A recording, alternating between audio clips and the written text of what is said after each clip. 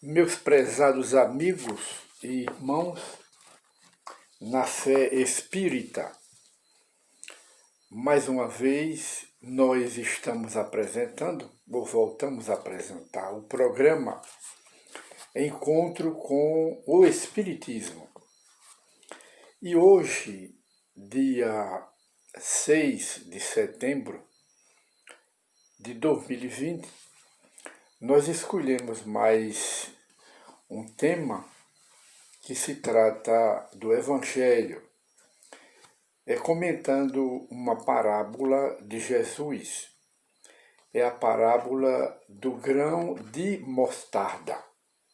E o título da crônica do autor, que é o editorialista da revista espírita Nova Era, Novo Mundo, e do jornal espírita Allan Kardec, que são publicações da Associação Espírita Adolfo Bezerra de Menezes, aqui de Limoeiro. E o título do trabalho é Tendo sido semeado, cresce, que são as palavras de Nosso Senhor Jesus Cristo na parábola O Grão de Mostarda. E então o autor da crônica, que é uma pequena crônica, ele inicia o trabalho dele dizendo: com a parábola do grão de mostarda, Jesus fez uma belíssima representação simbólica do reino de Deus. Claro que a entrada nesse reino depende exclusivamente da prática do bem, quer dizer, da prática da caridade e da humildade, que são as duas virtudes que permitem acesso ao reino de Deus: humildade e caridade. Todos nós, diariamente, semeamos de alguma forma. Alguns, prudentemente, semeiam o bem. Outros, no entanto, se descuidam e semeiam o mal. E a ele permanecem vinculados por longo tempo. Houve quem afirmasse que nos campos da vida a semeadura é livre, mas a colheita é obrigatória. Pois bem, isto significa dizer que, se por um lado somos livres na semeadura da semente má ou da semente de má qualidade, por outro lado também somos obrigados a participar da colheita dos seus maus frutos. É ensinamento básico da doutrina espírita que o bem, por onde passa, semeia a vida, e o mal, por onde anda, semeia a morte. Daí a expressão evangélica, morte no pecado. Porque a pessoa que fez a semeadura da semente do mal, a este se vincula, se condiciona, inevitavelmente, e se torna um escravizado pelo mal. E o que mais nos surpreende, contudo, é que a maioria dos espíritos reencarnados aqui na Terra constitui aqueles que repetem a mesma semeadura do passado. São os homens que se comprazem na prática do mal, embora no mundo dos espíritos, antes de retornarem ao corpo nesta encarnação, eles tenham se comprometido a fazer o bem. Se comprometeram. Mas quando chegam aqui na Terra, esquecem tudo. E segundo a lei dos renascimentos, que é a lei da reencarnação, que mais uma vez fazemos questão de declarar que não é invenção do Espiritismo, a lei da reencarnação, não é invenção de Allan Kardec, não é criação dos espíritas, não. É uma lei do universo, nascer, morrer e nascer de novo. E assim é a vida. Quem acredita, reencarna. Quem não acredita, também reencarna. Porque se trata de uma lei. E segundo a lei do renascimento, repetindo, semeando o bem, podemos reduzir o número de reencarnações. E praticando o mal, voltaremos ao plano material muitas vezes.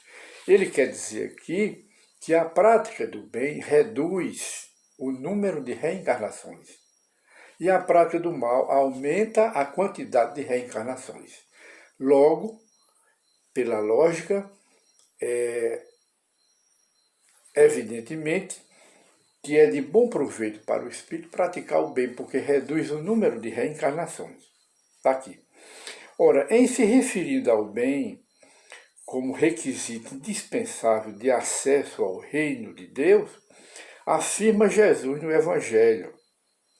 É como, na comparação, é como um grão de mostarda, que quando semeado sobre a terra, mas uma vez semeada, cresce o grão e se torna maior do que todas as hortaliças.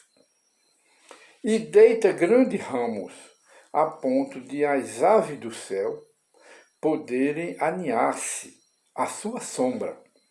E o grão de mostarda, que Jesus faz a comparação, é o menor grão que existe, mas ele cresce, mostrando que o bem que nós fazemos, ele vai crescendo e nós vamos evoluindo. E assim nós vamos diminuindo o número de reencarnações aqui na Terra ou em outros planetas, em outros mundos. E ele continua. A figura do bem criada por Jesus na parábola, representada pelo grão de mostarda, é a simbologia mais perfeita do crescimento espiritual do homem que faz o bem, do espírito encarnado ou desencarnado que obedece à lei de Deus, que é a lei de semeadura do bem. E ele então ascende mais depressa para o reino de Deus. Reencarnado, diz aqui o autor da crônica, reencarnado, o espírito também faz a escolha como um homem, ou luta contra as más tendências, as suas imperfeições morais, que são a reminiscência de um passado mal vivido. Quer dizer, as nossas tendências de hoje, ou por elas, para fazer o bem ou para fazer o mal, é uma prova das reencarnações que nós tivemos no passado. Porque cada espírito que reencarna, ele traz em si mesmo a reminiscência, o saldo e reminiscência do mal ou do bem que ele praticou no passado. Isso significa dizer que nós não herdamos de Adão e Eva nada, mesmo porque Adão e Eva são figuras simbólicas da Bíblia e não existiram. Cada espírito, quando reencarna, ele traz de si mesmo o seu passado. Logo é a sua herança, a herança pessoal. Não é de Adão e Eva nem de ninguém. Que ninguém paga pelo mal que outros fizeram. Jesus diz no Evangelho, a cada um segundo as suas obras. Ninguém paga por ninguém. E inicia-se na prática do bem. Ou então prossegue na semeadura do bem, se já tem progresso feito em existências anteriores. Ora, em sendo assim, vai encerrar o autor da crônica, convém que façamos uma autoavaliação dos nossos valores espirituais, que são muito poucos. As nossas virtudes são muito poucas. E façamos também das nossas imperfeições morais, das nossas paixões, dos nossos defeitos, do nosso caráter, que são muito mais, para podermos assim determinar a boa ou a má qualidade das sementes que espalhamos pelos caminhos da nossa atual existência e também pelos caminhos da vida, porque a reencarnação, pela reencarnação é que Deus nos perdoa. Deus não nos perdoa como ensinam as igrejas, passa um pano, apaga os pecados que a gente cometeu. Não, Deus não é assim. O perdão de Deus é pelas reencarnações. Chances, mais uma, mais outra, para a gente apagar o mal que a gente praticou, ou pratica nesta encarnação, ou praticou nas outras. Aí Deus nos perdoa através das reencarnações, para recuperarmos. Não é o perdão das igrejas, que quem fez o mal, cometeu o pecado, Deus passa uma esponja e dali para frente ele está livre. Não é assim. Isso é o maior engano. Não existe isso. Fez, pagou. E então termina aqui o autor, porque conforme semearmos, colheremos. Porque o bem ou o mal, tendo sido semeado, crescerão e nos acompanharão, tornando-nos felizes ou infelizes ou desgraçados, para que se dê cumprimento às leis de causa e efeito. A lei de causa e efeito, como nós sabemos, que o Espiritismo nos ensina, é uma lei universal, é a chamada lei de retorno. Tudo na vida tem uma resposta. Tanto a prática do bem tem uma resposta do bem, como a prática do mal também tem uma resposta do mal. Logo, essa lei é a lei de retorno que todo mundo sabe. E muito conhecida no Oriente, pregada no Oriente, ensinada pelas religiões orientais, como a lei do karma. Cada espírito, ou cada homem aqui na Terra, é um espírito reencarnado. Cada um traz o seu karma. Um karma positivo, de virtudes, ou um karma negativo, de paixões, de resultado de abuso que nós cometemos em outras encarnações. Daí é esse karma que nos traz de volta uns cegos, outros aleijados, outros surdos, outros mudos, uns pretos, outros brancos. Os ricos que abusaram da riqueza voltam como pobre de Jó, pobre miserável. Por quê? Porque a reencarnação muda todo o quadro da vida social. Todo o quadro. O rico pode voltar como pobre e o pobre pode voltar como rico. O preto pode voltar como branco e o branco pode voltar como preto de acordo com os seus preconceitos. E assim de uma forma geral. É o que o Espiritismo ensina, é a reencarnação, a lei de causa e efeito. E também ensina, porque é base do Espiritismo. A base do Espiritismo é a existência de Deus. Já dissemos em programas anteriores.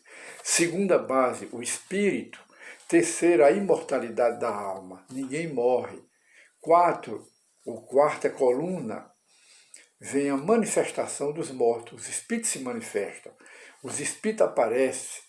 Está na Bíblia e ocorre na vida prática da gente. Vem também uma quinta coluna, que é a reencarnação, que é uma lei da natureza. Todos reencarnam. Vem depois a lei do karma, que se chama lei de causa e efeito, que é a lei de retorno. Semeando o bem, colhe-se o bem. Semeando o mal, colhe-se o mal. Não é o que Jesus ensinou no Evangelho? A cada um segundo as suas obras. Quem com ferro fere, com ferro será ferido. Com a medida que medir teu irmão, serás medido também.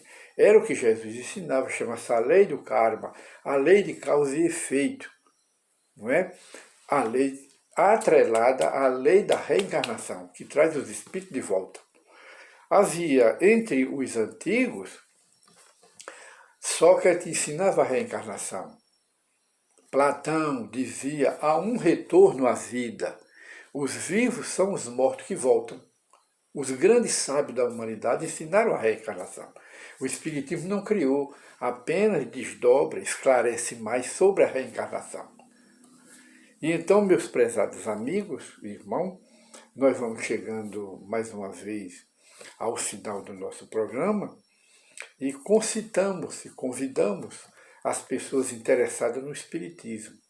Leiam as obras de Allan Kardec, aprendam o Espiritismo, aprendam a reencarnação, que o Espiritismo explica as coisas de uma forma simples, aberta, sem nenhum sistema, sem nenhum preconceito, e desdobra, mostra que as aparentes injustiças da vida são explicadas pelo Espiritismo, justamente com base na reencarnação. Sem a reencarnação, nada se explica. E se chega à conclusão, sem a reencarnação, de que Deus é injusto, quando na realidade toda a justiça está em Deus. E então, meus amigos, mais uma vez, nós convidamos a todos para os estudos das obras de Allan Kardec, do Espiritismo, para se ver o que é a doutrina espírita, o que é o Espiritismo, que muita gente ainda ignora. E assim, boa noite a todos e desejamos muita paz a todos os nossos amigos e interessados nos estudos. Muita paz.